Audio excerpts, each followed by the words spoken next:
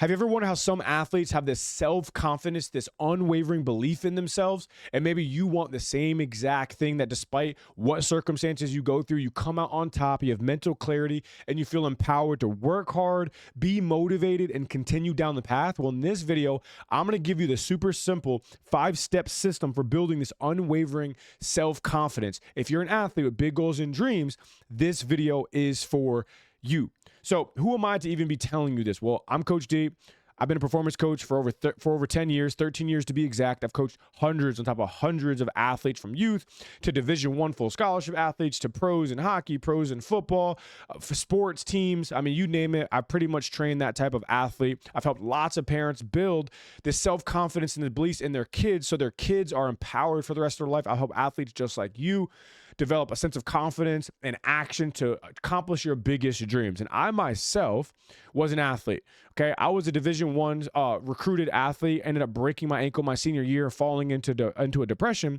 But through my mindset, through my action, through my discipline, I came out on top.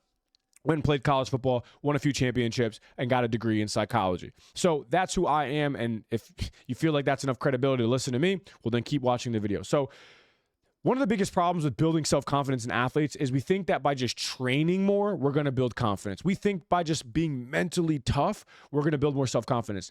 That's not the truth. What I found in my tens of thousands of hours working with athletes, that if you're not building your foundation in the proper order, you can fake confidence for a little bit, but eventually life's going to hit you and everything's going to fall apart. I've seen it time and again with athletes who are great in high school and then go to college and don't fulfill their potential. I've seen athletes go into college ready to go, and then by their junior, senior year, they've fallen off and off the path, and they're not reaching their potential anymore. And it breaks my heart, because if you have potential in you to be successful, not just in your sport, but in life, you have to build a foundation to be successful for the rest of your life. So the first thing you have to do is build a spiritual foundation. This is the foundation for anything. If you want to build a tall building, you want to build a big house, you have to have a strong foundation.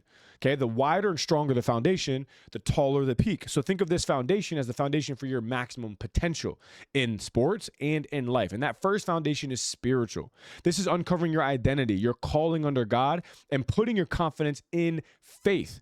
This is what I call being faithful in action, building a vision, having goals that inspire you, being clear with your purpose, and leaving a legacy. If you don't have this foundation, then you're going to have a very weak foundation to your confidence. You're going to be an overly anxious person, and at some point, it's all going to come crashing down, because it's proven time and time again. Research studies have shown that athletes specifically who ground their purpose in faith perform better, have less anxiety, have more self-confidence.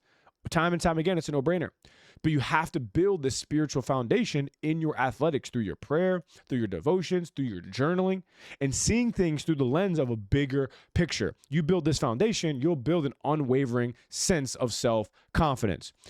The next thing you have to build is emotional strength. You have to be emotionally strong. See, a lot of athletes and a lot of parents think that problems with mindset comes from their mental, and it actually comes from emotional, okay?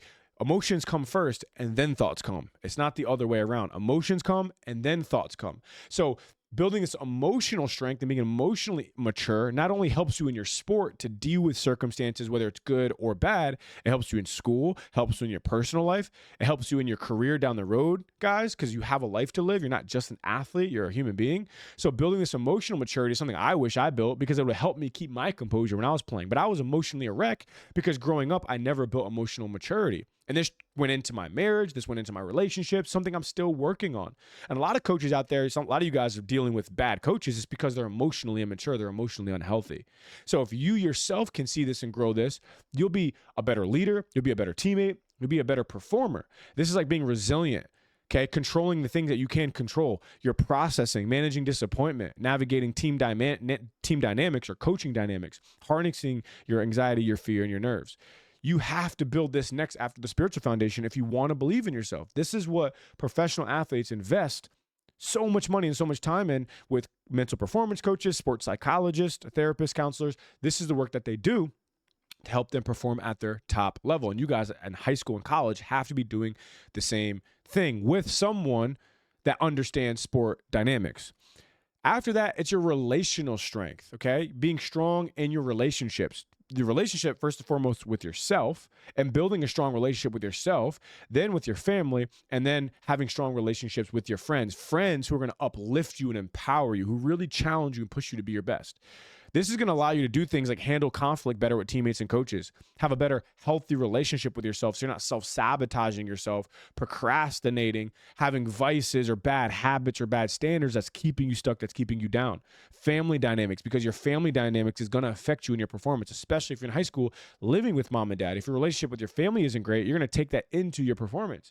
Parents, if you're watching this, it's also strengthening the family dynamics of your family so your kid can perform at their best.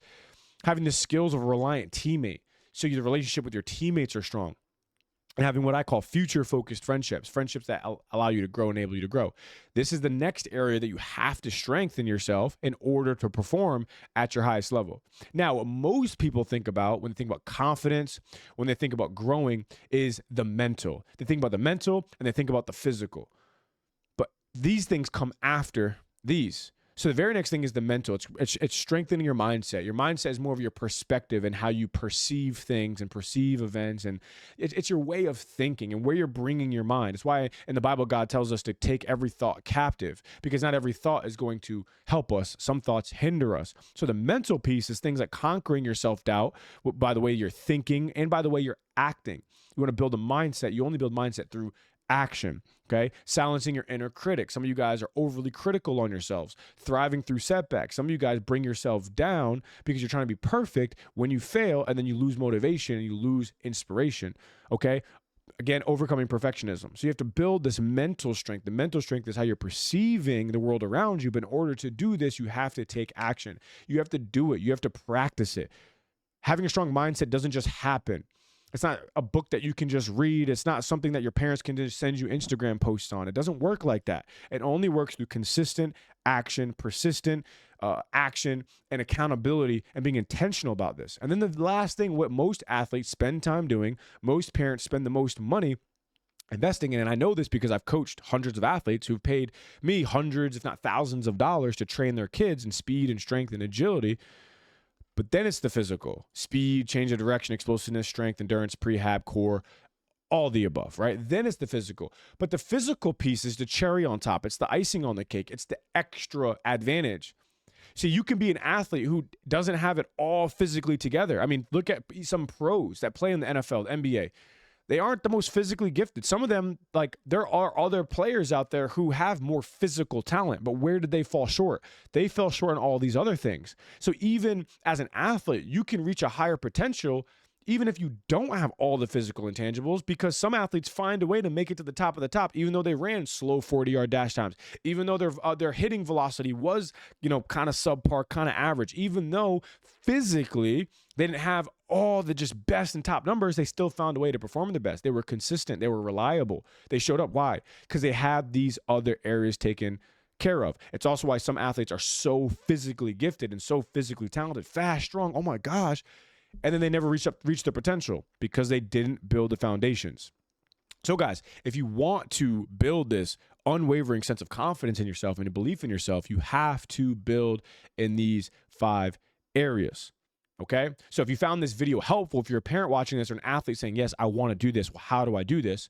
I have a community online in school, an online program where I help athletes all around the world do exactly this. As a performance coach who walks the walk, trains, and competes myself, I know the shoes that you've been in because I was in those same exact shoes, and I coach you guys to be the best version of yourself. So you can click the link in the description. You can watch a couple of videos and consider joining for a 7-day money-back guarantee. If you want to actually level up your performance and level up your potential, you guys can join that community, and I help you guys dominate in every sense of the world, okay? So hopefully I'll see you guys soon. If not, I'll see you in the next video.